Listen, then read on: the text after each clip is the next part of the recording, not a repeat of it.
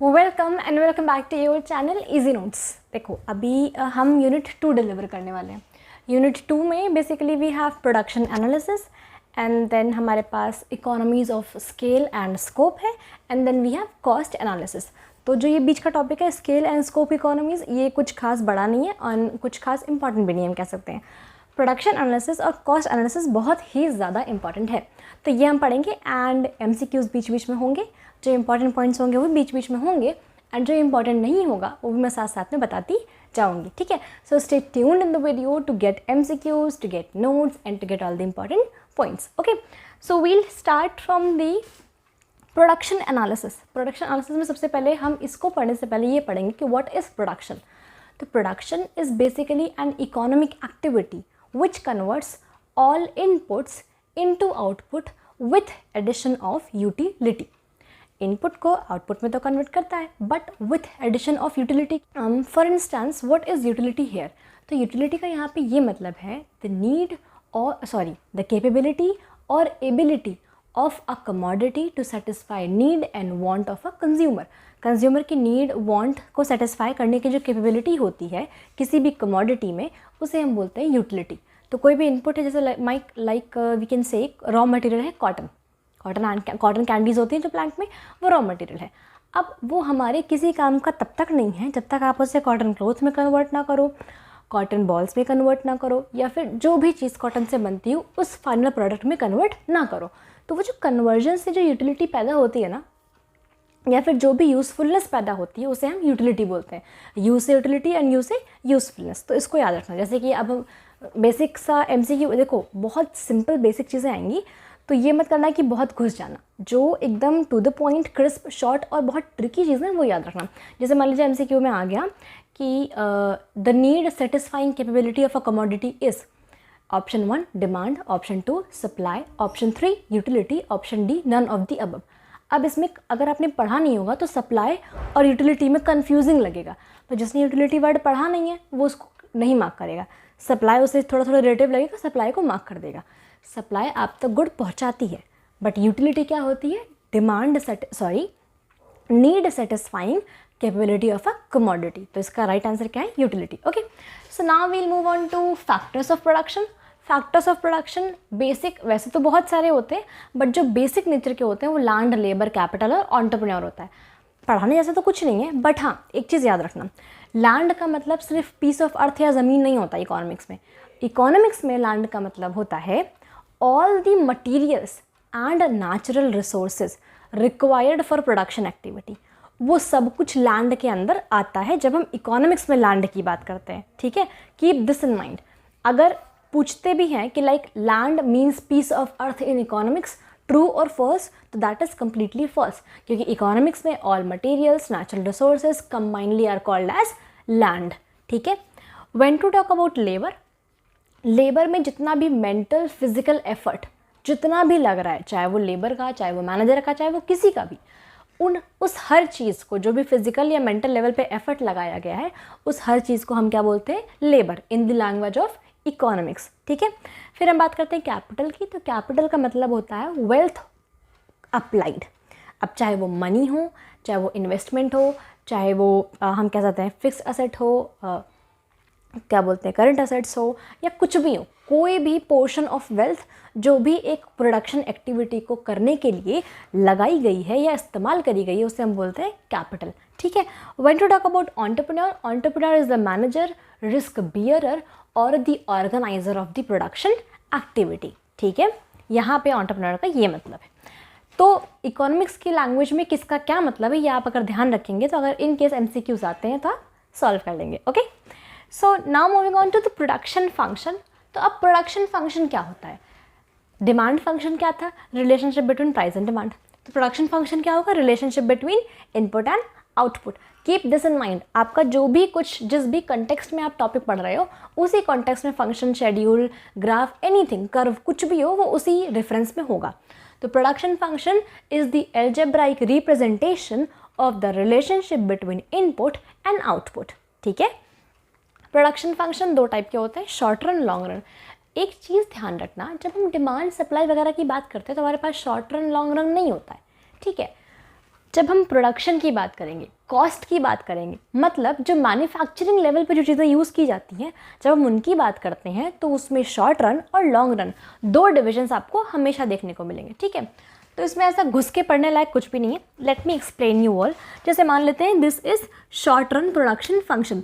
तो short run production function में Q का मतलब होता है quantity demanded of any commodity, जो भी प्रोड्यूस कर रहे हैं। जैसे मान लीजिए कि कमोडिटी एक्स हम लोग पेन प्रोड्यूस कर रहे हैं, तो पेन की जो क्वांटिटी डिमांडेड है, या फिर हम इसको प्रोडक्शन के रेफरेंस में कैसे समझेंगे। जैसे मान लो डिमांड में क्यू का मतलब तो क्वांटिटी डिमांडेड, प्रोडक्शन में भी क्यू का सेम मतलब है, बट उसको हम क्या बोलते हैं, आउटपुट। क्या बोलते हैं, आउटपुट, ठीक है। F stands for function, you know. L and के, जब के के ऊपर बार है तो के का मतलब कैपिटल होता है, ठीक है।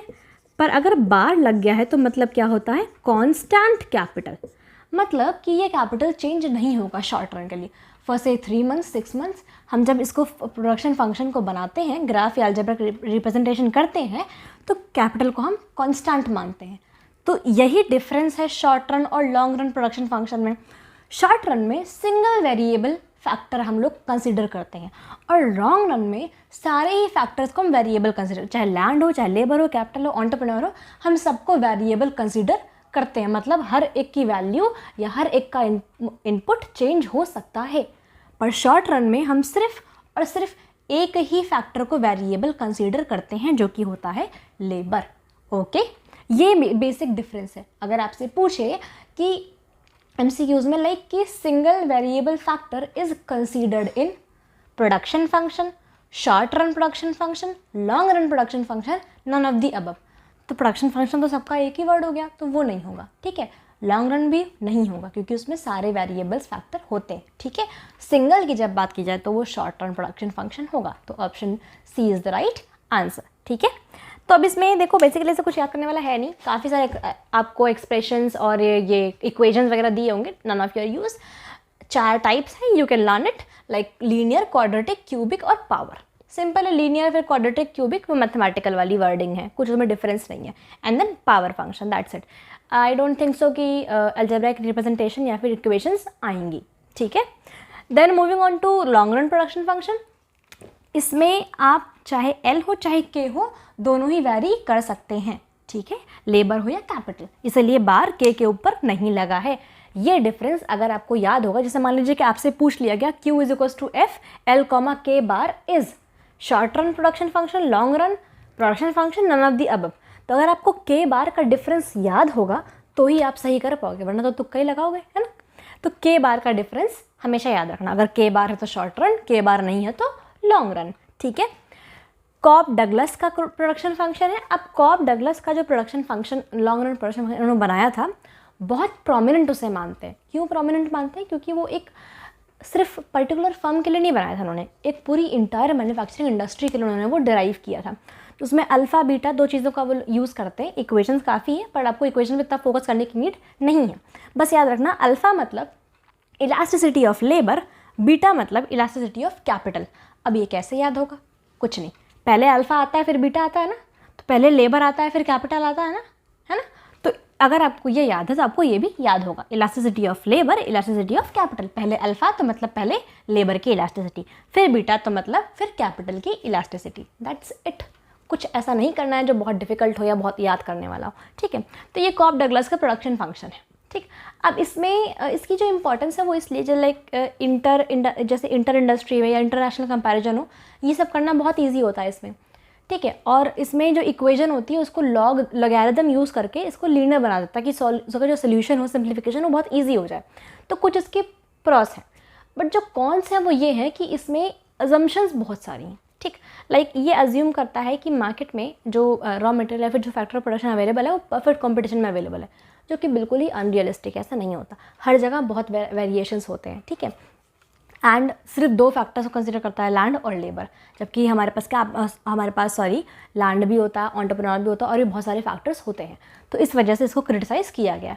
फिर हमारे पास सेज है, जिसे हम बोलते हैं constant elasticity of substitution production function, ठीक है। फिर हमारे पास VES है, which is variable elasticity of production function.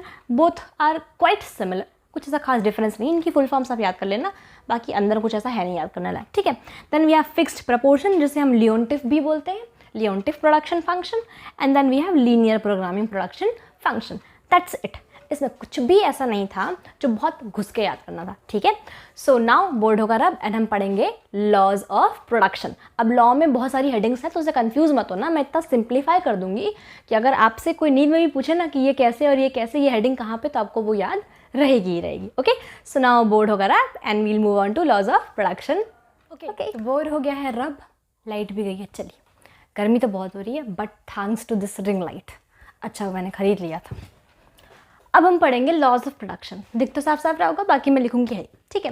अब जब हम बात करते हैं लॉज ऑफ प्रोडक्शन की, तो मैं बैठ जाती हूँ ताकि आपको बोर्ड दिखे।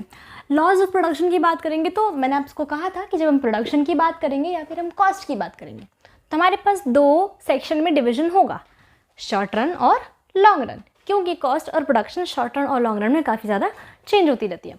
सो when to talk about short run, जब हम शॉर्ट रन की बात करेंगे तो शॉर्ट रन में हमारा सिर्फ एक लॉ है, बहुत फेमस, वाइडली यूज्ड और बहुत ही सक्सेसफुल लॉ है, जिसे हम बोलते हैं लॉ ऑफ वेरिएबल प्रोपोर्शंस या फिर रिटर्न टू फैक्टर या फिर law of diminishing marginal utility. जो लोग कॉमर्स से यहाँ आए हैं, क्या उन्हें ये चीज़ याद आ रही है कुछ कुछ?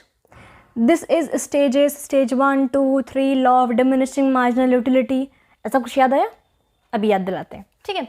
So law of variable proportion deals with the relationship between input and output where there is only one factor is variable and all other factors are fixed. Again the same thing जो मैंने आपको last में पढ़ाई कि जब हम short run की बात करेंगे तो सिर्फ एक सिंगल ही वेरिएबल फैक्टर होगा, मतलब एक सिंगल ही ऐसा फैक्टर ऑफ प्रोडक्शन होगा जिसकी वैल्यू चेंज होगी या नहीं ऐसा अज्यूम कर सकते हैं, बाकी सारे फैक्टर्स क्या होंगे? फिक्स्ड। तो लॉ ऑफ वेरिएबल प्रोपोर्शन हमें वो रिलेशनशिप दिखाता है इनपुट और आउटपुट के बीच में, जहाँ पे सिर्फ एक ही इनपुट वेरिएबल होता है और बाकी सारे इनपुट क्या होते हैं? फिक्स्ड होते हैं, ठीक है। यहाँ पे वेरिएबल का मतलब कोई मैथमेटिकल टर्म नहीं है, यहाँ पे वेरिएबल का मतलब है कि जो चेंज हो सके। Variable is equal to changeable. Okay, so when to talk about law of variable proportion, तो उसमें हमें 3 स्टेजेस देखने को मिलते हैं, पर ये स्टेजेस समझने से पहले हमें 3 टर्म समझनी पड़ेंगी, total product, average product and marginal product. देखो बेसिकली क्या होता है कि टोटल प्रोडक्ट जो होता है वो sum of all the units produced या फिर ऑल द आउटपुट प्रोड्यूस्ड, वो टोटल प्रोडक्ट होता है। एवरेज प्रोडक्ट जो भी आउटपुट प्रोड्यूस्ड हुआ है divided by number of factors used. Again the same thing, जो आउटपुट प्रोड्यूस हुआ है उसको कितने नंबर ऑफ इनपुट यूज़ किए गए हैं या फिर फैक्टर्स यूज़ किए गए उससे डिवाइड करना। अब फिर से कंफ्यूज मत होना, चाहे मैं इनपुट वर्ड यूज़ करूं, चाहे फैक्टर वर्ड यूज़ करूं, चाहे factor of production word use करूं, तीनों का एक ही मतलब है, ठीक है। Input is equal two factor is equal two factor of production, ठीक है। तो टोटल आउटपुट, लाइट आ गई, थैंक गॉड, बहुत गर्मी हो रही है। Okay, so total output, then average product and then now marginal product. मान लीजिए हम 10 बना रहे थे यूनिट्स, ठीक है, अब हम 11 बना रहे हैं, तो 1 is what? Marginal product. Additional unit जब हम ऐड करते हैं that is known as marginal product. Okay, so अब हम बात करेंगे स्टेजेस की कि स्टेजेस क्या क्या है।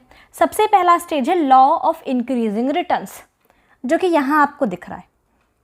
अब जब भी हम कोई प्रोडक्शन, कोई बिजनेस, कोई एंटरप्रेन्योर, कुछ स्टार्टअप, कुछ भी स्टार्ट करता है तो एक ऐसा स्टेज आता है जहाँ पे उसका जो प्रोडक्शन लेवल है, एफिशिएंसी लेवल है या कुछ भी जो लेवल है वो बूम पे। जैसे आपको मैं यूट्यूब के रेफरेंस से समझाती हूँ, आजकल बहुत फेमस है ना ये सब चीज़ें।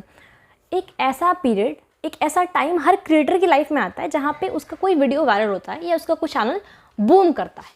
उस पीरियड को हम क्या बोलते हैं? Law of increasing returns. हमने मेहनत तो बहुत करी, अब हमारे पास इंक्रीजिंग रिटर्न आएंगे। हम वीडियो अभी भी मान लो हफ्ते में 1 डाल रहे हैं, पर हमारे पुराने वीडियोज़ भी देखे जा रहे हैं तो उस पर भी जो ऐड लगेंगे उसका पैसा आएगा। ओके, सो हमें क्या इंक्रीजिंग रिटर्न्स मिल रहे हैं कंपैरेटिवली टू आवर, जो भी हम हार्डवर्क कर रहे हैं या जो भी हम कंसिस्टेंसी पे ऑफ कर रहे हैं उसका रिटर्न हमें इस स्टेज पे मिल रहा है। तो this is what? Increasing return. जहाँ पर टोटल प्रोडक्ट, देखो ये लाइन टोटल प्रोडक्ट की है जो डार्क वाली है, जो ऐसे डैशेस से मार्क है वो मार्जिनल प्रोडक्ट की है और जो डॉट डॉट है वो एवरेज प्रोडक्ट की है। तो जब हमें इंक्रीजिंग रिटर्न मिल रहा था हमारा टोटल प्रोडक्ट, जैसे मान लो स्टार्टिंग में हमारे वीडियोस 10 थे, 5 थे, करते गए कंसिस्टेंटली करते गए, वीडियोस भी बढ़ गए, मतलब टोटल प्रोडक्ट इंक्रीज़ हुआ। एवरेज प्रोडक्ट ऑब्वियसली बात है, वीडियोस बढ़ाए, एक्स्ट्रा इक्विपमेंट्स लाए, एक्स्ट्रा कंटेंट लाए, एडिटिंग अच्छी करी, एवरेज प्रोडक्ट बढ़ गए। मार्जिनल प्रोडक्ट बढ़ गए, एडिटिंग अच्छी हुई, एडिटर हायर कर लिया तो हम वीडियो की कंसिस्टेंसी और बढ़ा पाए, उसकी वजह से हमारा टोटल प्रोडक्ट बढ़ पाया। ठीक है, क्योंकि हमें टाइम मिला तो हमने और अच्छा कंटेंट बनना शुरू कर दिया एडिटिंग के टाइम को यूज़ करके। ठीक है, तो ये जो पहला स्टेज होता है लॉ ऑफ इंक्रीजिंग रिटर्न, यहाँ पे total product, average product, marginal product तीनों चीज़ें बढ़ रही होती हैं। और हाईएस्ट पॉइंट जो बढ़ता है उसे हम बोलते हैं point of inflection. This is very important, this can come in MCQ, like कि इंक्रीजिंग रिटर्न्स के स्टेज या फिर स्टेज 1 में हाईएस्ट पॉइंट को क्या बोलते हैं? Point of inflection. Okay, so ये हमारा स्टेज 1 था। अब इसका रीज़न आपको समझ में आया कि इंक्रीजिंग रिटर्न्स क्यों मिलते हैं?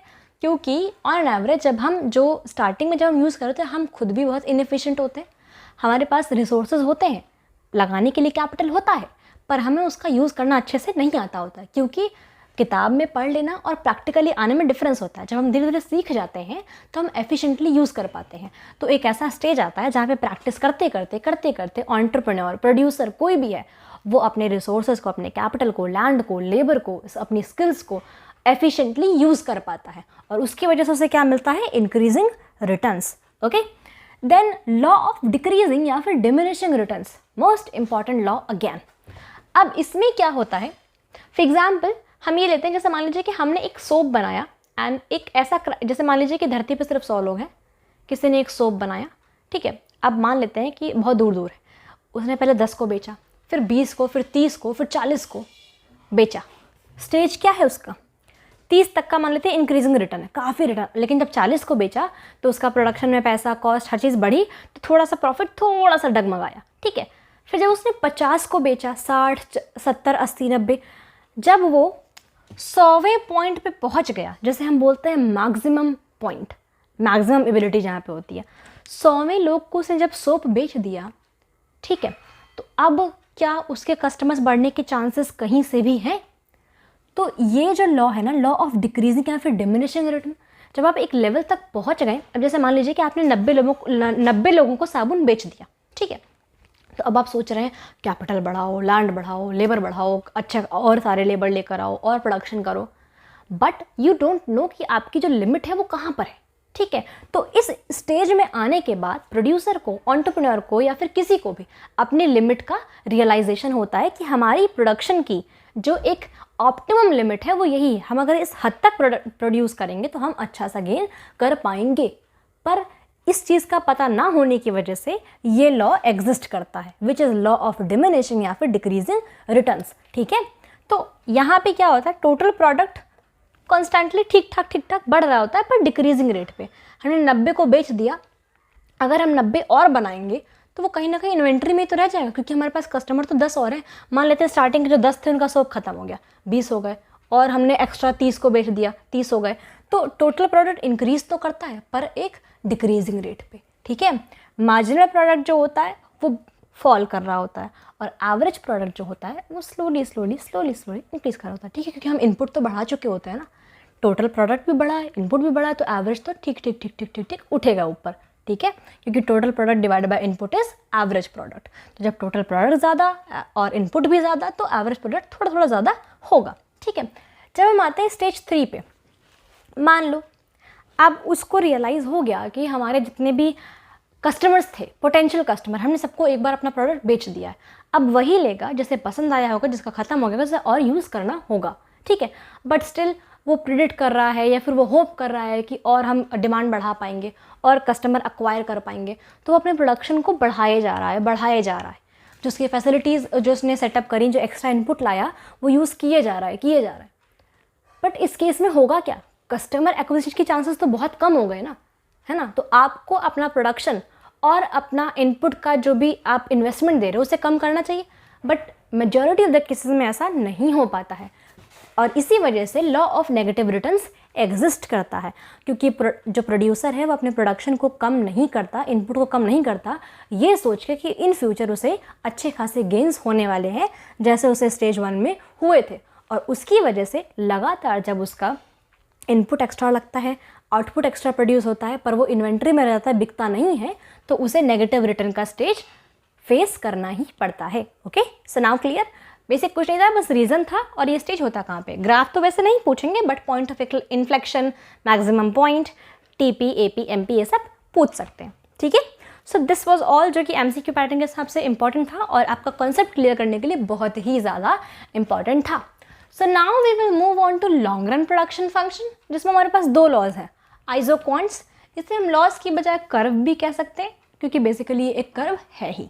ठीक है, and then we have laws of return to scale. ये जो अल्फा बीटा गामा मैंने पढ़ाया, सॉरी अल्फा और बीटा पढ़ाया था अभी लास्ट में, उसमें पढ़ाया था क्या बोलते हैं कॉब डगलस वाले में, ये सेम चीज़ है।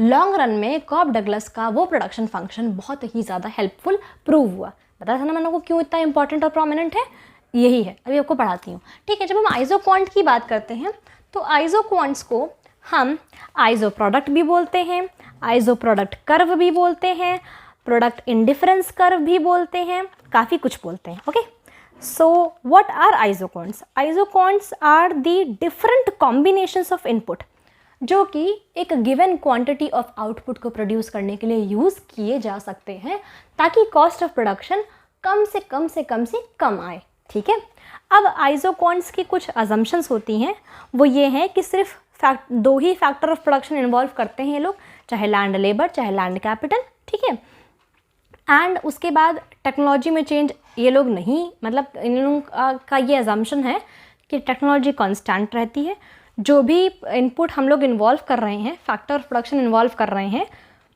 वो फुल एफिशिएंसी से यूज़ किया गया है और जो प्रोड्यूसर है उसको मैक्सिमम प्रॉफिट मिलता है क्योंकि वो रेशनल डिसीजन लेता है। ये अजम्पशंस हैं इसके।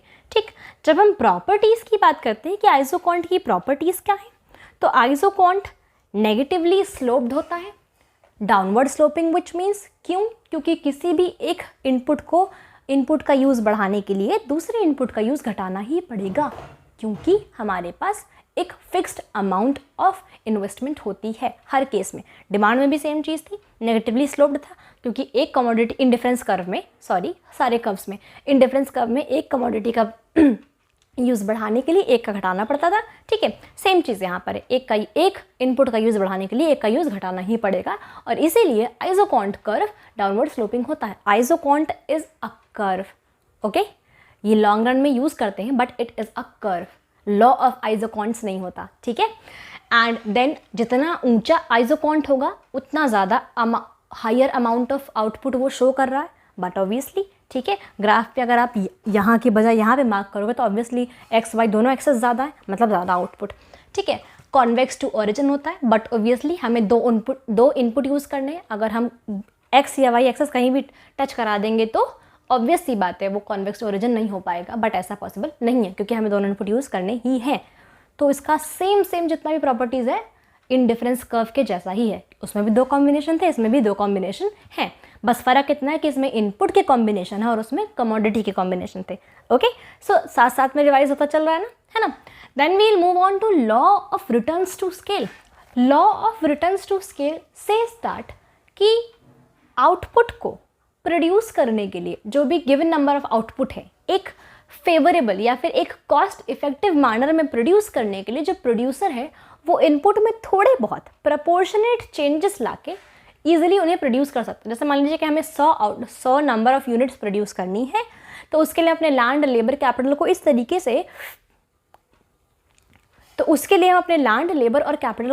से कम घटा बढ़ा सकते हैं ताकि हमें जो है एक कन्वीनियंट कॉस्ट ऑफ प्रोडक्शन लगे, कुल मिला के लो कॉस्ट ऑफ प्रोडक्शन लगे ताकि हमारा प्रॉफिट मैक्सिमम हो। ओके, तो ये laws of return to scale का कंसेप्ट है। ठीक है, तो the relationship between change in output and change in input for efficient production in long run is known as law of return to scale. Okay, so इसमें हमारे पास 3 states हैं, very same as like this, but इसमें फ़र्क इतना है कि इसका जो ग्राफ होता है वो ऐसे उठता है, ऐसे जाता है और ऐसे उठता है। ठीक है, ये शॉर्ट रन का ग्राफ था, ये लॉन्ग रन का है, सेम चीज़ यहाँ पर भी है। ठीक है, बस फ़र्क इतना है कि यहाँ पे पहला जो स्टेट है वो है इंक्रीजिंग रिटर्न, ये क्या था लेबर और ये क्या था कैपिटल। ठीक है, याद है ना, लेबर प्लस कैपिटल अगर 1 से बड़ा है, बट ऑब्वियसली 1 का मतलब हमारा आउटपुट है, अगर output is greater than 1 labour capital को मिला के, विच मीन्स कि हमारा रिटर्न इंक्रीजिंग स्टेट पे है, इंक्रीजिंग रिटर्न हमें मिल रहा है। ये टाइप्स ऑफ रिटर्न है, ठीक है। Alpha plus beta which means labour plus capital के 0 के इक्वल है, कुल मिला के कॉन्स्टेंट रिटर्न, लगातार रिटर्न आ रहा है, जितना इनपुट लग रहा है उतना आउटपुट प्रोड्यूस हो रहा है और ठीक ठाक प्रॉफिट आ रहा है, ठीक है। जब alpha plus beta which means elasticity of labour plus elasticity of capital is less than 1 से कम है, मतलब हमारा जो आउटपुट है उससे कम अल्फा प्लस बीटा आ रहा है, which means decreasing returns. But obviously हम जितना इनपुट लगा रहे हैं उसके अकॉर्डिंग हमें आउटपुट और प्रॉफिट नहीं मिल रहा, that's why we have decreasing returns. Okay, so are you okay now then? जैसे मान लीजिए अगर पूछते हैं कि लॉन्ग रन में स्टेज 2 या फिर हम कह सकते हैं टाइप्स ऑफ रिटर्न्स कितने होते हैं, तो 3। अब जैसे मान लीजिए आपको एमसीक्यूज़ में पूछते हैं कि types of return in long run are, पहले में लिख दिया इंक्रीजिंग कांस्टेंट डिक्रीजिंग, दूसरे में लिखा इंक्रीजिंग डिमिनिशिंग नेगेटिव, तीसरे में लिखा बोथ ऑफ दी अबव, चौथे में लिखा नन ऑफ दी अबव। तो अगर आपको ये चीज़ ध्यान रहेगी कि लॉन्ग रन में कांस्टेंट रिटर्न मिलता है और शॉर्ट रन में डिमिनिशिंग फिर नेगेटिव रिटर्न मिलता है, तो आप ये चीज़ कभी भी गलत करके नहीं आएंगे। तो तुक्का लगाने से बेटर है make your concept completely clear. Okay, so इसके बाद हमारे पास 2 टॉपिक्स हैं, छोटे से और बहुत ही थ्योरेटिकल हैं, इनमें से कुछ खास एमसीक्यूज शायद ही आए, और अगर आएंगे तो मैं आपको एग्जाम के पहले एक वीडियो दूंगी इंपॉर्टेंट क्वेश्चंस और इंपॉर्टेंट एमसीक्यूज टॉपिक्स वगैरह का, तो उसमें आपको ज़रूर देखने को मिल जाएगी, ठीक है। Economies of scale and economies to scope. अब हम इसको देखेंगे, इकोनॉमीज और डिस इकोनॉमीज ऑफ स्केल क्या होती है। Economies of scale is the advantage a producer gets on producing at a large level, at a large scale, ठीक है। हमें ये क्या मिला था स्टेज 1 में, इंक्रीजिंग रिटर्न्स। लार्ज स्केल पे प्रोडक्शन, लार्ज स्केल में चाहे आप कंटेंट दो, आउटपुट प्रोड्यूस करो, कुछ भी करो, जब आपको प्रैक्टिस हो जाएगी, आप एफिशिएंट हो जाओगे, तो इकोनॉमीज ऑफ स्केल आप अडॉप्ट कर लोगे, आपका सारा दायरा बढ़ता है, आप ज़्यादा लेबर, ज़्यादा लैंड, ज़्यादा कैपिटल सब कुछ लगाते हैं और आपको रिटर्न्स भी ज़्यादा मिलते हैं, क्योंकि आपकी जो ये मेहनत थी जो दिखी नहीं किसी को, वो एक रात में दिखती है, which is known as 1 night success, ठीक है। तो उसके पहले के जितने भी साल हैं, जब वो अचानक से एक पॉइंट पे आकर कन्वर्ट हो जाते हैं, तो that is the state of increasing returns, और उसी स्टेट को हम बोलते हैं इकोनॉमीज ऑफ स्केल। अब जो ये स्टेट है जहाँ डिक्रीजिंग रिटर्न मिला, अगर हम वहाँ पे समझ जाते हैं कि हमारा रिटर्न डिक्रीज हो रहा है, हमें प्रोडक्शन और अपना इनपुट सब कुछ एक लेवल पे लाके कांस्टेंट करना चाहिए, ठीक है, तो हमें नेगेटिव रिटर्न फेस ना करना पड़ता, ठीक है। पर ये तो लॉन्ग रन में पॉसिबल है, और जो कंपनीज लॉन्ग रन में चल रही हैं वो ऐसा ही कर रही हैं, जब उनको इंक्रीजिंग रिटर्न होता है तो अपने प्रोडक्शन इनपुट हर चीज़ को इतना काबू में करती है कि उन्हें कांस्टेंट रिटर्न होता है, फिर उसके बाद डिक्रीज करता है। क्योंकि देखो नोकिया थी, कितनी अच्छी और ब्रांडेड कंपनी थी, बट हर चीज़ हर वक्त हर समय सदियों चले ऐसा इंपॉर्टेंट नहीं, ठीक है। सो ये बेसिक डिफरेंस है, आप लॉजिकली समझो, इसमें कुछ भी ऐसा टर्म थ्योरेटिकल नहीं कि आपको वो समझना है, ठीक है। तो ये हमारा क्या था, डिस इकोनॉमीज ऑफ स्केल, ठीक है। टाइप्स है इंटरनल एक्सटर्नल कुछ नहीं, इंटरनल में क्या है, मैनेजमेंट अच्छी हो तो इकोनॉमीज, ना अच्छी हो तो डिस इकोनॉमी, टेक्निकल इनपुट अच्छा हो तो इकोनॉमी, ना अच्छा हो तो डिस इकोनॉमी, ये सब इंटरनल में हो गया, ठीक है। अब जब एक्सटर्नल की बात करें तो एक्सटर्नल में क्या, बिजनेस एनवायरनमेंट फेवरेबल हो तो इकोनॉमी, ना फेवरेबल हो तो diseconomy, like international trade आपके फेवर में हो तो इकोनॉमी, ना फेवर में हो तो डिस इकोनॉमी, सिंपल, बात खत्म। कस्टमर की रिक्वायरमेंट आप फुलफिल करें तो इकोनॉमी, ना फुलफिल करें तो डिस इकोनॉमी, खत्म। इंटरनल एक्सटर्नल तो इसमें थ्योरेटिकल है, कुछ भी ऐसा नहीं है। जब हम सेकेंड टॉपिक की बात करते हैं which is economies of scope. Scale मतलब रिटर्न, ठीक है, कि आप कितना स्केल कर सकते हो, कितना अपना आउटपुट बढ़ा सकते हो। स्कोप का मतलब क्या, दायरा, कि कितना स्कोप है। तो स्केल और स्कोप में यही बेसिक डिफरेंस है। स्केल का मतलब लार्जर साइज, मतलब लार्ज स्केल का प्रोडक्शन, और स्कोप का मतलब लार्ज वैरायटी का प्रोडक्शन, ठीक है। तो इकोनॉमीज ऑफ स्कोप एक ऐसी सिचुएशन है जहाँ पे एक फर्म 2 या 2 से ज़्यादा प्रोडक्ट की वैरायटी प्रोड्यूस करके कॉस्ट ऑफ प्रोडक्शन को कम रख के अच्छा खासा स्कोप जनरेट करती है या मार्केट सेगमेंट को अक्वायर करती है, ठीक है। इसकी कंडीशन भी यही है, जैसे मान लो कि 2 प्रोडक्ट है, प्रोडक्ट ए और प्रोडक्ट बी, अगर 2 फर्म्स या 2 फैक्ट्रीज उन्हें अलग अलग प्रोड्यूस कर रही हैं, ठीक है, तो उनका जो कॉस्ट आ रहा है, जैसे मान लो अलग अलग, उसका 50 रुपये, इसका 60 रुपये, 110 रुपये हो गया। अगर आप दोनों को एक साथ एक ही फैक्ट्री में एक ही लेबर एक ही कैपिटल के साथ प्रोड्यूस करवा रहे हैं अलग अलग प्रोसेस के थ्रू, और अगर आपका जो प्रोडक्शन का कॉस्ट है वो 100 रुपये है, तो मतलब आपने क्या अटेन किया? आपने अटेन किया इकोनॉमीज ऑफ स्कोप। मतलब वेराइटी ऑफ प्रोडक्ट्स का चीपर कॉस्ट ऑफ प्रोडक्शन पे प्रोड्यूस करना कंपैरेटिवली तब जब उन प्रोडक्ट्स को हम सेपरेटली प्रोड्यूस करें is known as economies of scope. So that is economies of scope.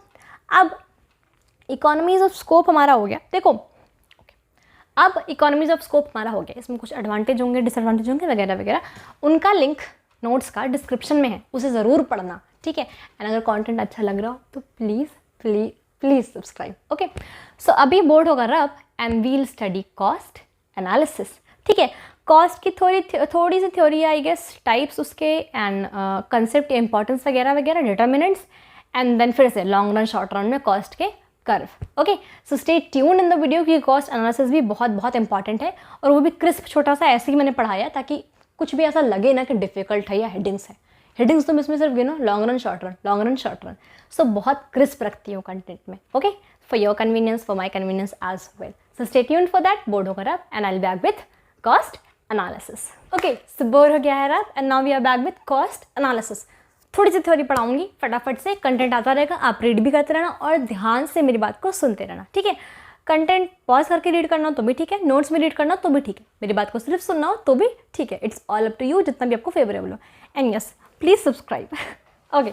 So apart from that अभी तो मुझे काफ़ी ठीक लग रहा है, I am well now and I think now I can deliver your whole syllabus, अभी कॉन्फिडेंस है, ठीक है।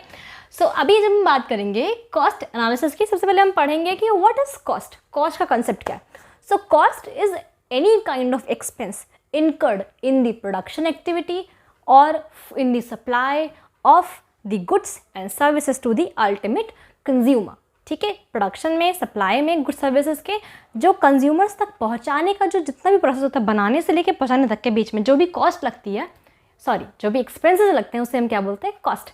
एक्सपेंसेस को क्या बोलते हैं? Cost, okay. सो उन्हीं एक्सपेंसेस को जो सर्विसेज लोगों तक या कस्टमर्स तक पहुंचाने में लगे, ठीक है। सो अब हम पढ़ेंगे व्हाट इज कॉस्ट एनालिसिस। तो कॉस्ट का किसी भी प्रोडक्शन फैक्टर के रेफरेंस में behaviour, the behaviour of a cost with respect to the production factors, inputs, outputs etcetera is studied under cost analysis. की मतलब इनपुट बढ़ रहा है तो कितनी कॉस्ट लग रही है, घट रहा है तो कितनी कॉस्ट लग रही है, आउटपुट बढ़ रहा है, घट रहा है तो कितनी कॉस्ट लग रही है। ये सारी जो चीज़ें हैं जब हम इन्हें पढ़ते हैं, कॉस्ट का बिहेवियर इनके रेफरेंस में पढ़ते हैं, तो उसे क्या बोलते हैं? Cost analysis. सो हम टाइप्स ऑफ कॉस्ट पढ़ेंगे, कंटेंट साथ साथ में आता रहेगा, do read them if you want, otherwise मैं तो समझा रही हूँ। तो कॉस्ट के टाइप्स बहुत सारे, जैसे मैंने पिछली बार आई थिंक अकाउंट्स में कॉस्ट अकाउंटिंग में पढ़ाया था, बहुत सारे, लिमिटलेस, ये कॉस्ट वो कॉस्ट, ये कॉस्ट वो कॉस्ट। तो बस आपको बस ध्यान से सुनना है, आपको ऑलमोस्ट कॉस्ट रिलेटेबल लगेंगी, ठीक है, एंड ऑलमोस्ट आपको पढ़ी पढ़ी वैसे लगेंगे। तो आपको टाइप्स गिन के नहीं याद करने, क्योंकि कोई स्पेसिफिक टाइप्स नहीं है, बहुत तरह की कॉस्ट होती हैं, ठीक है। सो दिस इज एडवांटेज कि गिन के याद करना ही नहीं, समझ आता है तो ठीक है, नहीं आता है तो कोई बात नहीं, okay. So moving on to the first cost, which is opportunity cost. Again the very important concept, opportunity cost concept आपको मैं यूनिट 1 के सबसे पहले वीडियो में पढ़ा चुकी हूँ, okay. And one thing more, elasticity of demand जो टॉपिक रह गया था उसका वीडियो भी मैं अपलोड कर चुकी हूँ, okay. So do watch that. Now the first cost which we have is opportunity cost. The very same thing, loss of earning due to loss of an opportunity is known as opportunity cost. इसे हम alternative cost भी बोलते हैं। क्यों? क्योंकि for instance हमने option decision A या फिर ऑप्शन ए, ऑप्शन बी में से कोई एक ऑप्शन चुना, तो हमने ऑल्टरनेटिव्स में से कोई एक ऑल्टरनेटिव चुना, तो जिस ऑल्टरनेटिव को हमने चुना उस पर कितना घाटा या कितना फ़ायदा हुआ उसे क्या बोलेंगे? Opportunity cost, okay. Actual cost क्या होती है? Plant, building, machinery, production and land, labour, capital, इन सब पे जो भी खर्चा किया गया वो क्या होती है? एक्चुअल कॉस्ट होती है, okay. So the next one which we have is कि अपॉर्चुनिटी कॉस्ट के कॉन्सेप्ट की इम्पॉर्टेंस क्या है, क्यों इतनी इम्पॉर्टेंट है ये? क्योंकि जो रिलेटिव प्राइसेस होते हैं, लाइक जो गुड्स हैं उनके जो रिलेटेड, जैसे मान लो कि इतना नहीं तो इतना, इतना नहीं तो इतना, अगर इंसान इस ब्रांड का छोड़ के इस ब्रांड को चुनेगा तो उसको क्या अपॉर्चुनिटी, मतलब क्या फ़ायदा, क्या नुकसान, क्या डिफरेंसेस देखने को मिलेंगे। लाइक मान लो कि अगर इस ग्राम का चिप्स इस ब्रांड का चिप्स 15 ग्राम का है, उस ब्रांड का 18 ग्राम का है, बट प्राइसिंग दोनों की 5-5 ग्राम है, हो सकता है कस्टमर ये देखे कि 3-3 ग्राम कम है, वैसे तो हवा ही होती है अपार्ट फ्रॉम दैट। और ये भी हो सकता है कि कस्टमर ये देखे कि ये ब्रांड मेरे, इस ब्रांड के लिए मैं लॉयल हुई, मुझे ये ब्रांड का टेस्ट पसंद है, फिर इस ब्रांड का टेस्ट पसंद है। तो ये अपॉर्चुनिटी कॉस्ट इन सब चीज़ों को डिटरमाइन करने में बहुत हेल्पफुल होती है। ठीक है, next which we have is remuneration का फिक्सेशन और रिसोर्स का एफिशिएंट यूटिलाइजेशन। रेम्यूनरेशन का फिक्सेशन कैसे होगा? अब जैसे मान लीजिए कि आप किसी सॉफ्टवेयर इंजीनियर को हायर करना चाहते हैं, ठीक है, अब वो कहीं से जॉब एप्लीकेशन लेटर से आपको भेजा, उसने ये बताया कि उसकी जो लास्ट सैलरी थी वो 40,000 रुपीज़ पर मंथ थी। तो फॉर हायरिंग पर्पजेस आप 40,000 से कम देंगे तब तो वो आएगा नहीं, क्योंकि बट ऑब्वियसली अगर वो इतना कमा रहा है उसके अंदर कैपेबिलिटी होगी, वो कहीं और जॉब ढूंढेगा। ठीक है, तो आप हायरिंग प्रोसेस के लिए आप ये चीज़ यूज़ कर सकते हैं अपॉर्चुनिटी को। जैसे मान लीजिए आप उसको 45,000 का लालच दे दें और रिस्पॉन्सिबिलिटीज़ रोज़ बढ़ा दें, बट उसको ये दिखा दें, शो करा दें कि आपको 5,000 की इस अपॉर्चुनिटी को लेने में 5,000 का क्या है, प्रॉफिट है। ठीक है, तो that will be his opportunity cost. And resource के एलोकेशन में भी हेल्पफुल होता है, बट इसकी लिमिटेशंस या फिर क्रिटिसिज्म भी है। अपॉर्चुनिटी कॉस्ट कैलकुलेट करना बहुत ही मुश्किल होता है। जैसे मैंने आपको एग्जांपल दिया था जो पहले वीडियो में कि ऑप्शन ए और बी में सैलरी कम थी पर बाकी के प्रमोशन चांसेस, बाकी के को करिकुलर एक्टिविटीज़, बाकी के डेवलपमेंट चांसेस ज़्यादा थी, पर ए में ऐसा कुछ था नहीं। ठीक है, तो इस सिचुएशन में जो जॉब होल्डर है या फिर जो एप्लीकेंट है उसके लिए अपॉर्चुनिटी कॉस्ट कंप्यूट करना कितना मुश्किल है। क्या पता 2 साल में उसका इतना प्रमोशन हो जाए कि वो 1.5 लाख की सैलरी पे आ जाए, एंड क्या पता अगर वो जॉब एक को चूज़ करो तो प्रमोशन हो ही ना, है ना। So this is quite a difficult process and ये अज्यूम करता है कि मार्केट में परफेक्ट कंपटीशन होता है, जो कि बिल्कुल ही अनरियलिस्टिक है, क्योंकि ऐसी कोई भी मार्केट नहीं है जहाँ पे अगर 5-6 ब्रांड्स हैं तो 5-6 ब्रांड्स की सेम स्ट्रैटेजी हो, सेम प्राइसिंग हो, सेम प्रोडक्शन हो, same I think same sales activities हो, सेम सेल्स स्ट्रैटेजीज हो। ऐसा पॉसिबल है ही नहीं। ठीक है, because no 2 person are same in the world. Okay, copy करना इज समथिंग एल्स, बट आपकी कुछ ना कुछ डिफरेंसेस तो होंगे ना, तो ये कुछ लिमिटेशंस है, बाकी ऐसा कुछ खास लिमिटेशन नहीं है। फिर हमारे पास direct cost, indirect cost. Direct cost you all know क्या होती है, indirect cost you all know क्या होती है। ट्रेडिंग अकाउंट में आने वाली डायरेक्ट कॉस्ट और बाकी की प्रॉफिट एंड लॉस में आने वाली इनडायरेक्ट कॉस्ट। कुल मिला के office expenses and stationery, electricity bill, ये सब इनडायरेक्ट कॉस्ट होती हैं। एंड बाकी जो चीज़ें होती हैं लाइक हम कह सकते हैं carriage inward, carriage outward, production में जो खर्चे हुए मशीनरी, लेबर वगैरह वगैरह, ये सब डायरेक्ट कॉस्ट होती है। Okay, then we have incremental cost और संक कॉस्ट। ठीक है, अब जैसे कि जो एग्जिस्टिंग कॉस्ट है, मान लीजिए कि हम अपना आउटपुट बढ़ाना चाह रहे हैं, तो एग्जिस्टिंग कॉस्ट हमें जो लग रही है, हमें प्रोड्यूस करने में आउटपुट, वो 100 रुपये लग रही है, बढ़ा देंगे तो 110 लगेगी, तो 10 रुपये क्या हमारी इंक्रीमेंटल कॉस्ट है। ठीक है, अब बिजनेस जो कॉस्ट बिजनेस जैसे मान लीजिए कि हम प्रोडक्शन कर रहे हैं शुगर का, शुगर मिल में, अब हम चाहते हैं कि हम शुगर की पैकेजिंग भी हम ही करें, तो हम एक बिजनेस एक्टिविटी बढ़ा रहे हैं, पैकेजिंग भी खुद ही कर रहे हैं किसी और से ना करवाने के बजाय, तो वो हमारी संक कॉस्ट होती है। ठीक है, and explicit cost, implicit cost. Explicit cost rent हो गया, वेज हो गया, कुल मिला के जो P&L वाले अकाउंट में आती हैं वो एक्सप्लिसिट मतलब बाहरी कॉस्ट होती हैं, और इम्प्लिसिट वो होती हैं जो डायरेक्ट ही प्रोडक्शन से या फिर सेल्फ ओन रिसोर्सेज पे खर्च होती हैं, लाइक मशीनरी का मेंटेनेंस, प्लांट मशीनरी की बाइंग, फिक्स एसेट की बाइंग, ऐसा कुछ। ठीक है, हिस्टोरिकल कॉस्ट और replacement cost, you already know it very well. Historical cost क्या होती है, किसी भी असेट की बुक वैल्यू। रिप्लेसमेंट कॉस्ट क्या होती है कि उस असेट को अगर हमने आज के दिन में खरीदा तो उसकी क्या वैल्यू होती। जैसे मान लीजिए कि जो लास्ट टाइम लैंड खरीदा वो 30,000 का था फॉर इंस्टेंस। ठीक है, अब हम उसे 3 साल बाद बेचना चाह रहे हैं एंड वो 40,000 का हो गया, so that 10,000 is what, replacement cost of that land. Can be profitable, can be losing, दोनों हो सकते हैं। ठीक है, अपॉर्चुनिटी कॉस्ट में भी प्रॉफिट लॉस हो सकता है, रिप्लेसमेंट में भी सेम चीज़, प्रॉफिट लॉस हो सकता है। Okay, so now next moving on to past cost, future cost, the same concept. पहले क्या थी अब क्या हो गई। Okay, shutdown cost and abandonment cost. कोई बिजनेस एक्टिविटी, जैसे मान लीजिए कि मैंने एग्जांपल दिया आपको कि हम शुगर मिल में शुगर का प्रोडक्शन कर रहे थे, तो हमने अब सोचा कि अब हम क्या करते हैं, उसको पैकेज भी करते हैं। ठीक है, पैकेजिंग में हमें प्रॉफिट नहीं हुआ या फिर हम एफिशिएंटली मैनेज नहीं कर पाए, अब हम उसे शट डाउन करना चाहते हैं, उस चीज़, उस प्रोसेस को, उन मशीनरीज को, उन फैक्ट्रीज को, that is shut down cost. क्योंकि भाई आप कुछ कर रहे हो, उसे बंद करोगे, पैसा तो लगेगा ही, है ना। जो आपने पैसा लगाया वो भी ठप हो जाएगा, रोटेशन बंद हो जाएगा। And abandon okay, and the next one is abandonment cost. वो होती है जैसे मान लो कि अपने प्लांट मशीनरी खरीदी पैकेजिंग वगैरह के लिए, ठीक है। अब आपने चाहा कि आप उसे बेच दो, क्योंकि हम पैकेजिंग तो बंद कर रहे हैं, क्योंकि हमसे प्रॉफिटेबल वो हो नहीं पाई। लेकिन जब तक आपने सोचा कि बेच दें, तब तक उसकी ऐसी हालत हो गई कि वो चलने के लायक नहीं बची, शट डाउन, खराब, नन ऑफ यूज़, बेचने लायक भी नहीं बची। तो that is what abandonment cost. Okay, वो ख़राब हो गई, रिटायर हो गए, कुल मिला के रिटायर हो गई, उससे काम नहीं हो, थकेली है, तो वो अबैंडनमेंट कॉस्ट। अब उसके बाद हम आते हैं real cost, prime cost. Real cost same वही है जो मैंने बताया आपको, एक्चुअल कॉस्ट। और प्राइम कॉस्ट होती है जो डायरेक्ट मटेरियल, वेज और डायरेक्ट एक्सपेंसेस को मिला के बनती है। कुल मिला के ट्रेडिंग अकाउंट का डेबिट साइड हमारा मिला के क्या होता है, prime cost. Okay, fixed cost, variable cost आप सभी को पता है, land, labour, capital, factory rent, electricity bill, ये सब फिक्स्ड होता है। प्रोडक्शन करो ना करो, फैक्ट्री ली है तो रेंट देना पड़ेगा, लैंड खरीदा है तो लैंड की EMIs देनी पड़ेंगी, ठीक है। तो ये फिक्स्ड कॉस्ट। वेरिएबल क्या, प्रोडक्शन करोगे तो बिजली खर्च होगी, वो वेरिएबल कॉस्ट। प्रोडक्शन करोगे तो फ्यूल लगेगा, वो variable cost. Okay, then we have total, average and marginal cost. ये मैं ऑलरेडी अभी आपको पढ़ा चुकी हूँ, सो ये पढ़ाने का कोई मतलब बनता नहीं है। Short run cost, long run cost, कोई मतलब बनता नहीं है। जो वेरिएबल कॉस्ट होती है वो शॉर्ट रन कॉस्ट होती है, क्यों, क्योंकि वो छोटे ज़रा ज़रा टाइम पे चेंज होती रहती है। और जो फिक्स्ड कॉस्ट होती है वो लॉन्ग रन कॉस्ट होती है। प्लांट मशीनरी की कॉस्ट, लैंड की कॉस्ट, बिल्डिंग की कॉस्ट, ये सब लॉन्ग रन कॉस्ट है। प्राइवेट कॉस्ट और सोशल कॉस्ट, प्रोडक्शन को करने के लिए एंटरप्रेन्योर जितना खर्चा करता है वो सब उसका प्राइवेट कॉस्ट होता है। और सोसाइटी की वेलफेयर के लिए, उसकी हेल्प करने के लिए जितना खर्चा करता है वो सब क्या होता है, सोशल कॉस्ट होता है। Okay, then accounting cost and economic cost.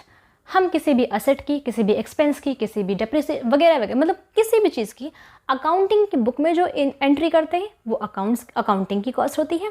और इकोनॉमिकली नेशनल लेवल पे जिस तरीके से वो कैलकुलेट करी जाती है, डिपिक्ट करी जाती है, वो क्या होती है, हमारी इकोनॉमिक कॉस्ट। ओके, अब हम बात करेंगे कॉस्ट फंक्शन कि कॉस्ट फंक्शन क्या होता है।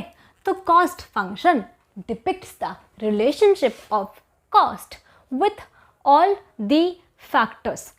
ऑल दी फैक्टर्स में क्या क्या, for example cost function is equals to function F, ठीक है, देन वी हैव टाइम, ठीक है, then we have size of plant, okay, then we have prices of factor of production, land, labor cost and other unknown factors. इनके reference में cost का क्या behaviour है, क्या रिएक्शन है, उसके एल्जेब्राइक रिप्रेजेंटेशन को क्या बोलेंगे, cost function. Okay, so now we have determinants of cost कि कॉस्ट को डिटरमाइन क्या क्या करता है, ठीक है। So we do read that, ठीक है। मैं साथ साथ में समझा रही हूँ और साथ साथ में कंटेंट आ रहा है, डू रीड दैट और do listen to me very very carefully, ठीक है। पहला है हमारा law of returns operating. Again the same thing जो मैंने लॉस पढ़ाए आपको, जब डिमिनिशिंग रिटर्न होता है तो हमारी कॉस्ट बहुत बढ़ी हुई होती है, क्योंकि हम इनपुट और प्रोडक्शन दोनों ही बहुत ज़्यादा लगा चुके होते हैं। जब इंक्रीजिंग रिटर्न वाला स्टेज होता है तो हमारी कॉस्ट कम होती है, क्योंकि हम प्रोडक्शन और इनपुट दोनों ही एक एफिशिएंट लेवल पर लगा रहे होते हैं, इसलिए हम प्रॉफिट में होते हैं। प्लांट का साइज़, जितना बड़ा प्लांट का साइज़ उतनी ज़्यादा कॉस्ट लगेगी। टाइम पीरियड, जितनी देर तक हमें प्रोडक्शन करना है, जितने महीनों या सालों तक, उतना ज़्यादा पैसा खर्च करना पड़ेगा। कैपेसिटी ऑफ यूटिलाइजेशन, जितना ज़्यादा एफिशिएंट और अच्छा यूटिलाइजेशन हम करेंगे उतनी कम हमारी कॉस्ट लगेगी, एंड वाइस वर्सा, ठीक है। फैक्टर्स ऑफ प्रोडक्शन के प्राइस, अगर लैंड, लेबर, कैपिटल किसी एक कंट्री में बहुत महंगा है तो वहाँ की कॉस्ट ऑफ प्रोडक्शन बहुत महंगी होगी। टेक्नोलॉजी अगर बैकवर्ड है या फिर आउटडेटेड है तो ऑब्सलीट है, तो वहाँ पे कॉस्ट ऑफ प्रोडक्शन ज़्यादा लगेगा, क्योंकि वहाँ पे हमें लेबर का यूज़ ज़्यादा करना ही पड़ेगा, ठीक है। नेचर ऑफ आउटपुट का नेचर कैसा है, हम क्या प्रोड्यूस कर रहे हैं। अब हम देखेंगे ये कॉस्ट एनालिसिस का यूज़ क्या है। But obviously cost determination, cost management, factors of production का कॉस्ट डिटर्मिनेशन, प्रॉफिट की planning, capital decision, investment decision, marketing के डिसीजंस वगैरह वगैरह में हमारे लिए कॉस्ट एनालिसिस करना बहुत ही ज़्यादा इम्पॉर्टेंट है। So this was basic theory. So this was basic theory. Now we'll move on to the cost curves, जो कि शॉर्ट रन और लॉन्ग रन दोनों में पढ़ेंगे. So let me wrap the board and this is it. Last topic है हमारा unit 2 का. Unit 2 खत्म. So stay tune for the end because this is very important. And इन सबसे MCQs आई डोंट थिंक इतना खास कुछ आएगा.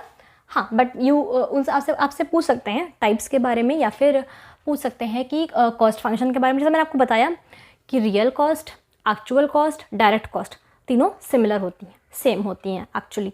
ठीक है, तो डायरेक्ट प्लस इनडायरेक्ट दोनों कॉस्ट अगर आप ऐड अप करोगे तो आपकी एक्चुअल कॉस्ट होगी.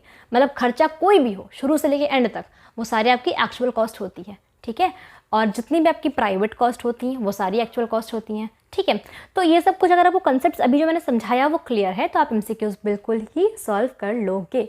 Okay, so now will move on to the cost curves. Last topic, most important topic. Stay tune for the video. Do like, share and subscribe please. Okay, so let me rub the board. हो गया है rub and now we will study cost curve. देखो, एक खुशखबरी की बात बताऊं, cost curve में आपको कुछ खास ग्राफ्स या फिर कर्व्स पढ़ने नहीं हैं.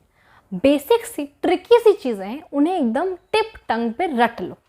अब जैसे बुक्स में बेसिकली क्या दिया होता है, long run this, short run this, long run that, short run that.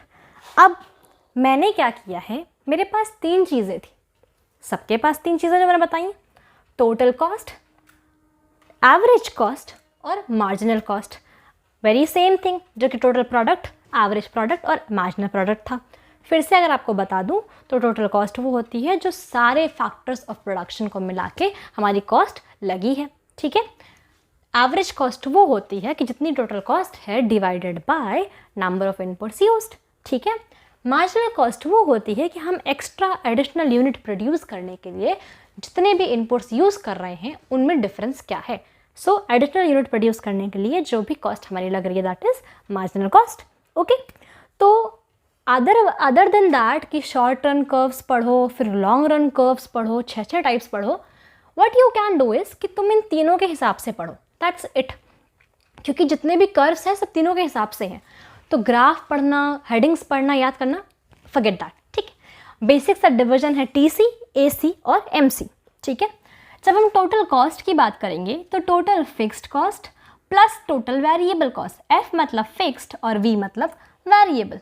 ठीक है, फिक्स्ड मतलब वो कॉस्ट जो लगनी ही लगनी है, मैंने आपको बताई, और वेरिएबल मतलब वो कॉस्ट जो प्रोडक्शन करने पे ऊपर नीचे होगी या कम ज़्यादा होगी. हम जब दोनों को ऐड करेंगे तो we will get total cost. Okay, so short run की जब हम बात करेंगे तो उसके 3 टाइप के कर्व्स होंगे. Short run total fixed cost का कर्व, वेरिएबल कॉस्ट का कर्व. अब जब दोनों कर्व को मिला दोगे तो टोटल कॉस्ट का शॉर्ट रन कर्व बन जाएगा. That is it. कुछ भी नहीं था. देखा, मतलब 40 पन्ने लिखे होंगे बुक में, but you don't have to read anything. आपका जस्ट एक MCQ बेस्ड पैटर्न पे एग्जाम होने वाला है. You just clear the concepts. जिसको ग्राफ बहुत अच्छे से पढ़ने हैं वो मैं नहीं पढ़ा रही हूँ, क्योंकि ये बिल्कुल भी एग्ज़ाम पॉइंट ऑफ व्यू से जब MCQ फोकस्ड है तो इम्पॉर्टेंट नहीं है. बेसिकली इवन सेमेस्टर में BCom में भी शायद MCQs ही होते हैं, है ना. तो उसके हिसाब से आपको सिर्फ यही इतना याद करना इंपॉर्टेंट है. Short run total fixed cost का कर्व, वेरिएबल कॉस्ट का कर्व और टोटल कॉस्ट का कर्व दोनों को मिला के. अब इनका शेप कैसा होता है और क्यों होता है उसका रीज़न आप सुनिए. ठीक है, जब हम short run total cost curve की बात करते हैं तो short run total cost curve inverted S shape में होता है. इन्वर्टेड S शेप में क्यों? क्योंकि टोटल कॉस्ट का स्लोप एकदम स्ट्रेट होता है. फिक्स्ड कॉस्ट का वो कितना भी प्रोडक्शन हो उसको लगना ही लगना है. फिक्स्ड है कि लगना है तो एकदम स्ट्रेट होता है, कांस्टेंट लगता ही रहता है. हो प्रोडक्शन ना हो, कुछ भी हो, डजेंट मैटर. वेरिएबल कॉस्ट बढ़ती जाती है, क्योंकि आप प्रोडक्शन बढ़ाओगे, है ना, आउटपुट बढ़ाओगे तो वेरिएबल कॉस्ट तो बढ़ेगी ही बढ़ेगी, है ना. वेरिएबल कॉस्ट बढ़ती जाती है. अब जब दोनों को कंबाइन करोगे तो एक शेप बनेगा which is somewhat like inverted S, somewhat like this. ठीक है, ये हमारा टोटल कॉस्ट का कर्व है इन्वर्टेड S में. Okay, so now you got the reason क्या है? क्योंकि फिक्स्ड कॉस्ट का कर्व एकदम स्ट्रेट होता है, कांस्टेंट, एंड वेरिएबल कॉस्ट का कर्व हमेशा एक स्लोअर रेट पे इंक्रीज होता ही रहता है with the increase in number of output. ठीक, long run total cost curve, long run का टोटल कॉस्ट कर्व हो, एवरेज कॉस्ट कर्व हो या फिर मार्जिनल कॉस्ट कर्व हो, शॉर्ट रन के कई सारे कर्व्स को कंबाइन करने पे लॉन्ग रन का कर्व बनता है. जैसे फॉर एग्जांपल ये हमारा ग्राफ है ना, फॉर एग्जांपल ये हमारा मान लेते हैं एक शॉर्ट रन कर्व है, 2 3 4। तो जब हम इन सबको इनके जो लोवेस्ट पॉइंट होगा उस पे पॉइंट से मिलाएंगे, लाइक ऐसे ऐसे ऐसे ऐसे, तो हमारा लॉन्ग रन का कर्व बनेगा। ठीक है, तो कई सारे शॉर्ट रन के कर्व को ऐड करके, चाहे टोटल कॉस्ट का हो, चाहे एवरेज का, चाहे मार्जिनल कॉस्ट का, हमारा बनता है लॉन्ग रन का cost curve. So long run का जो कॉस्ट कर्व होता है वो हमारा एनवेलप कर्व होता है, envelope curve.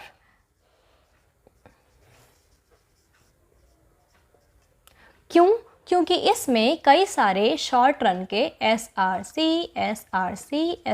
Short run curves involve होते हैं। मतलब ये जो हमारा LRC बना है, लॉन्ग रन कर्व, इतना बड़ा सा, इसमें कई सारे शॉर्ट रन कर्व्स हैं। ठीक है, तो that is why it is a envelope curve जो कि इन्वर्टेड एस शेप में होता है। बट ऑब्वियसली भाई इन्वर्टेड एस शॉर्ट रन सारे इन्वर्टेड एस होते हैं, तो सबको मिलाओगे तो लॉन्ग रन भी इन्वर्टेड एस में ही बनेगा ना। तो long run is a kind of envelope curve जिसमें कई सारे शॉर्ट रन के टोटल कॉस्ट के कर्व इन्वॉल्व होते हैं। खत्म, 4 कर्व्स हो गए, पता भी नहीं चला कब हो गए। Now we have average cost. Average cost का मतलब होता है average fixed cost plus average variable cost. अब जैसे मान लो कि कुछ ऐसी एवरेज फिक्स्ड कॉस्ट होती है, लाइक अगर हमें 10 यूनिट के आउटपुट को प्रोड्यूस करना है तो 2 रुपये की कॉस्ट ऐसी है जो लगनी ही लगनी है। So that is what, average fixed cost. Average variable cost भी ऐसे निकाल लो। ठीक है, total variable cost upon number of units produced, average variable cost, total fixed cost upon number of unit produce, average fixed cost. ठीक है, you got both of them. अब same चीज़ हमारे पास short run का एवरेज फिक्स्ड कॉस्ट का भी curve होगा, average variable cost का भी कर्व होगा और एवरेज कॉस्ट का भी कर्व होगा।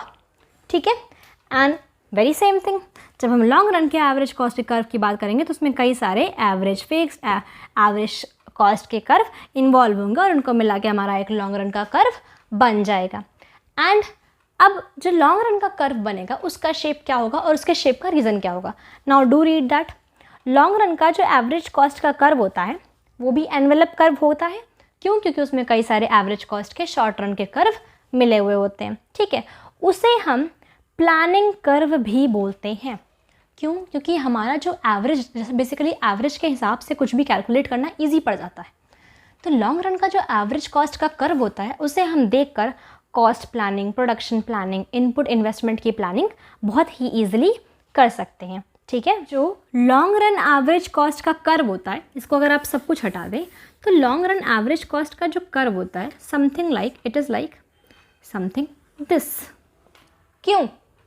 क्योंकि ये जो 3 स्टेजेस मैंने आपको पढ़ाए थे, फर्स्ट, सेकेंड, थर्ड, ये उसके अकॉर्डिंग होता है। अब देखो, जब हमने फिक्स्ड कॉस्ट की बात करें उसे हटा दीजिए आप। ठीक है, जब हम एवरेज कॉस्ट की बात करेंगे तो जब हमें इंक्रीजिंग रिटर्न्स मिल रहे होंगे, तो एवरेज कॉस्ट हमारी धीरे धीरे क्या करेगी, घटेगी। जब हम बीच वाले स्टेज पे होंगे, जब हमारा प्रोडक्शन बहुत ज़्यादा होगा, इनपुट भी हमने बहुत ज़्यादा लगाया होगा, डिमिनिशिंग स्टेज जैसे हम बोलते हैं, तो हमारी एवरेज कॉस्ट क्या होगी, और कम होगी। ठीक है, बट जब हमारा प्रोडक्शन तो बहुत ज़्यादा होगा, नेक्स्ट लेवल का, रिटर्न्स उतने नहीं होंगे, तो वहाँ पे हमारी कॉस्ट क्या होगी, बहुत ज़्यादा लग रही होगी। And that is why it is of U shape. क्योंकि पहले हम क्या करते हैं, इकोनॉमीज़ ऑफ स्केल को अटेन करते हैं, जो मैंने अभी आपको बताया। ठीक है, कि हम लार्जर स्केल पे प्रोड्यूस करके एक्स्ट्रा एडवांटेजेस गेन करते हैं। बट उस चीज़ को ना संभाल पाने की वजह से, या उस चीज़ को अच्छे तरीके से मैनेज ना कर पाने की वजह से, या और किसी प्रॉब्लम की वजह से, या फिर मतलब बिना सोच समझे और ज़्यादा प्रोडक्शन को एक्सपांड करने की वजह से हम किस स्टेज में जाते हैं, डिस इकोनॉमी के स्टेज में। तो डिस इकोनॉमी के स्टेज में हमारा जो एवरेज कॉस्ट है वो बढ़ता जाता है, क्योंकि हमारा रिटर्न घटता जाता है। ठीक है, अब आते हैं मार्जिनल कॉस्ट के कर्व पे। When to talk about marginal cost, average fixed कुछ नहीं होता इसमें। अगर आप एक्स्ट्रा प्रोड्यूस करोगे तो मार्जिनल कॉस्ट लगेगी, नहीं करोगे तो नहीं लगेगी। तो सेम चीज़, मार्जिनल कॉस्ट का शॉर्ट रन कर्व और लॉन्ग रन कर्व, कुछ भी ऐसा इसमें बहुत डिफरेंशिएटिंग नहीं है। अब दोनों ही यू शेप में होते हैं। क्यों? क्योंकि आप इकोनॉमीज अटेन करते हैं बट फिर आप उसको मैनेज नहीं कर पाते हैं, इसलिए आपको डिसइकोनॉमीज फेस करनी ही पड़ती हैं, and then MP rises. Okay, so this is the basic reason that why marginal short run and long run curve both shape as U shape. Average, marginal, both have the shape of U alphabet. ठीक है, so this was all. आपसे shape पूछ सकते हैं, inverted S, inverted you, downward, negative. ठीक, options में दे दिया कि व्हाट इज दी, मैं कह सकती हूँ कि shape of curve of marginal cost long run production. ठीक है, वहाँ पे आप क्या बोलोगे? अगर आपको पता है कि यू शेप्ड है तो you will click on to you. वरना अगर आपने नहीं पढ़ा, आपको यही ध्यान है कि डाउनवर्ड होता है या लेफ्टवर्ड होता है, नेगेटिव होता है, या तो आप उन्हीं में क्लिक कराओगे कुछ ना कुछ. तो तुक्का लगाने से ऑलवेज बेटर है कि थ्योरी पढ़ो, सुनो या कहीं से समझ के ज़रूर जाओ. नोट्स के लिंक डिस्क्रिप्शन में है. Do read them, please subscribe. And unit 1 और डिमांड और बाकी पुरानी यूनिट्स सब आस पास लगी हैं. Go watch them and please support.